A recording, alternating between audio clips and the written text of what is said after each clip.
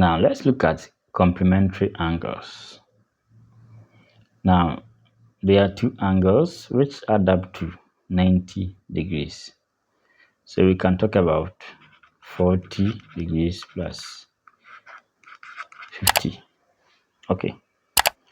So in trig, the sine of acute angle is equal to the cosine of its complementary angle. So this trick is very, very simple.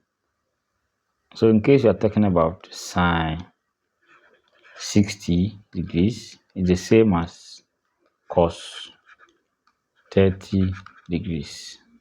So 60 plus 30 is 90 degrees. Okay, that's that. So we can talk about so many examples. Okay, so sine 50 degrees, the same as cos 40 degrees. So 40 plus 50 is 90 degrees. That's that. All right. So with this, I can say sine 90 minus theta the same as cos theta. Okay.